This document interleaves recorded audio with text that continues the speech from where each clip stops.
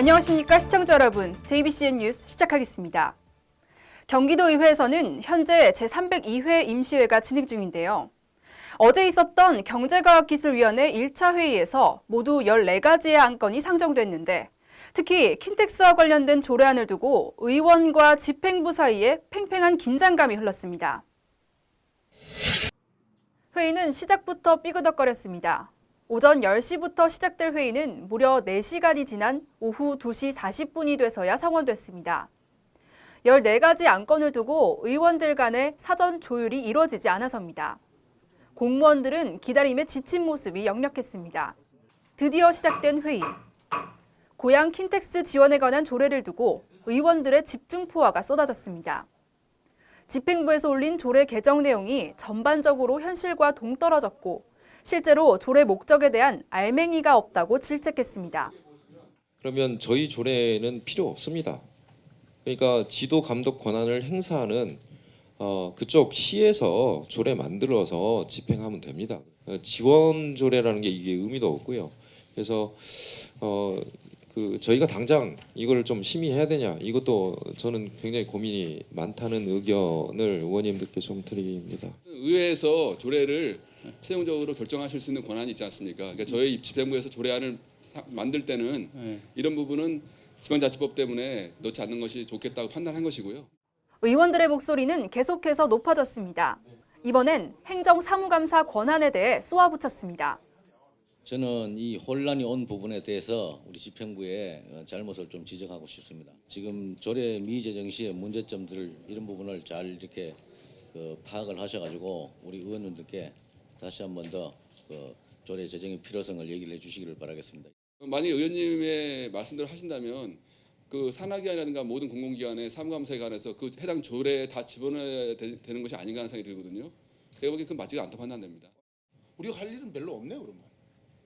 그렇지는 않습니다. 신경 쓸 일이 뭐가 있어? 결국 의견 조율을 위해 회의는 정회됐습니다. 고양 시민이 먹고 살 터전을 만들어준 거잖아. 그 이제 신도시 20년이거든. 20년 동안 킨텍스 주변에 지금 어떻게 되어 있나? 완전히 황무지잖아 지금. 뭐 1년, 2년 이런 게 중요한 게 아니라 자가만 계속 줘가지고 킨텍스를 발전시켜야 돼. 그리고 재개된 회의. 기나긴 조율 끝에 의원들은 조례안을 수정하는 것으로 의견을 모았습니다. 집행부 또한 이를 받아들여 결국 수정된 안건으로 가결됐습니다. 수정안 제1조 목적에 전시산업발전법, 국제위 산업 육성에 관한 법률을 명시하는 조문을 추가 수정하고요.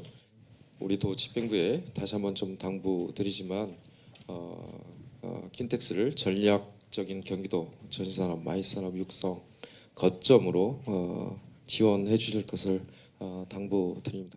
경기도의회는 이날 킨텍스 안건 외에도 13가지의 안건이 다뤄졌는데 무인 항공기 산업의 육상 및 지원에 관한 조례안은 부결됐고 나머지 안건은 원안대로 무리 없이 원안 가결됐습니다. 네, 다음 소식입니다. 김득중 쌍용자동차 금속노조 지부장이 10일째 단식 투쟁을 이어가고 있습니다. 복직을 희망하는 단 한 명도 배제할 수 없고 기한이 명시되지 않는 단계적 복직을 수용할 수 없다는 입장인데요. 한세혁 기자가 김득중 지부장을 만나봤습니다. 덥수룩한 수염에 충혈된 눈. 오늘로써 단식 10일째를 이어가고 있는 김득중 금속노조 쌍용차 지부장입니다. 그의 단식 투쟁의 이유는 명료했습니다. 쌍용차 해고 노동자의 29번째 죽음을 막기 위해서. 그러기 위해선 해고자 복직을 포함한 4대 의제가 관철돼야 한다고 그는 주장했습니다. 일단 1월부터 시작됐던 실무 교섭, 지지부장 이 교섭에 대한 책임을 통감하고 더 이상 29번째 떠나가는 동료가 이 죽음을 막기 위해서 또 온전하게 이 문제가 해결되기를 촉구하는 마음으로 단식에 돌입했습니다. 쌍용자동차 지부와 기업노조, 회사는 2009년 9월 정리해고 투쟁 뒤 5년 5개월 만인 올해 1월부터 문제 해결을 위한 교섭에 들어갔습니다. 하지만 8개월간에 걸친 30여 차례의 교섭은 아직도 난항을 거듭하고 있습니다. 해고자 복직과 손배 가압류 철회, 쌍용차 정상화, 그리고 해고로 인한 희생자에 대한 지원 대책 등 4대 의제의 접점을 아직까지도 찾지 못했기 때문입니다. 특히 해고자 복직과 관련해 사측은 시기를 정하지 않은 선별 복직을 강경한 입장으로 고수하고 있습니다. 결국 김득증 지부장은 지난 31일 단식 투쟁에 들어갔습니다. 그는 정확한 해결점이 없다면 이 싸움은 끝나지 않을 것이라고 말했습니다. 저는 지금 현재 4대 의제를 포함한 해고자 복직 관련해서 온전한 해결이 될 때까지 제 체력이 있는 한 무기한 단식을 할 생각입니다. 그러면서 김 지부장은 문제 해결을 위해서는 이제 회사의 노력과 결정이 남아있다며 쌍용차 문제의 완벽한 해결을 위한 회사의 결정을 촉구했습니다. 2009년도 함께 사실 쌍용차 정상화를 위해서 현장에 땀 흘리고 일했던 동료들입니다. 지난 7년 동안 정말 힘들고 고통, 아픔, 여러 가지 갈등 속에서 지났던 세월, 공장으로 돌아가겠다는 일념으로, 일터로 돌아가겠다는 일념으로 왔던 이 해고자들의 교섭이 열린 만큼 빠르게 조속한 시일 내에 현장에서 함께 웃으면서 일할 수 있도록 회사의 결단이 필요하다. 다시 한번 촉구합니다. 이날 쌍용 자동차에서는 24번째 실무 교섭이 진행됐으며 앞서 지난 7일 쌍용 자동차 범국민대책위원회는 기자회견을 갖고 19일 쌍용차 공장 앞에서 범국민대회를 개최하겠다고 밝혔습니다. JBC 뉴스 한사입니다. 네, 다음은 간추린 소식입니다. 어제 오후 평택 불악 종합사회복지관 3층 대회의실에서 학부모 100인 원탁 토론회가 열렸습니다.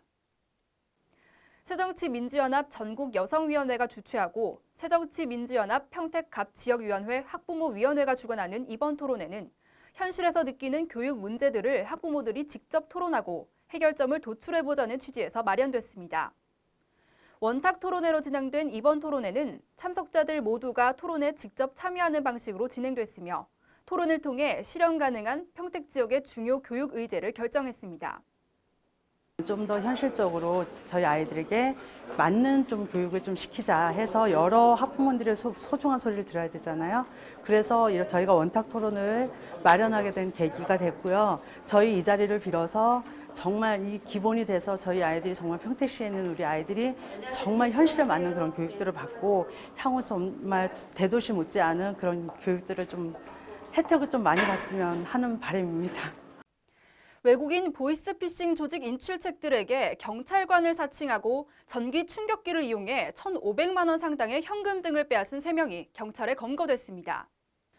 또 이들은 보이스피싱 조직 인출책으로 활동한 경험이 있어 범행 대상인 외국인 인출책을 쉽게 구분할 수 있었으며 외국인 인출책들이 신고조차 할 수 없다는 점을 이용해 치밀하게 범죄를 준비한 것으로 경찰은 밝혔습니다.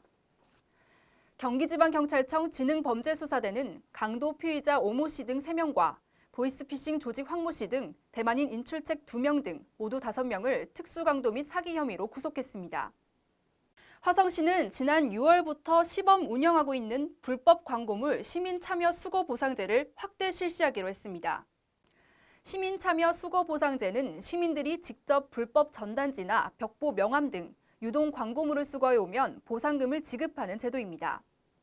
이번 확대 실시되는 보상제는 기존 만 65세 이상 어르신에서 화성 시민이면 누구나 참여할 수 있도록 나이 제한과 보상금 지급 기준을 상향 조정했습니다.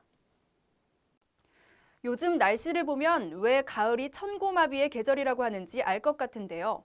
내일도 전국에서는 대체로 청명한 가을 하늘을 만끽하실 수 있을 것 같습니다. 아침에는 선선하게 출발해 한낮에는 서울이 29도까지 오르는 등 덥겠습니다.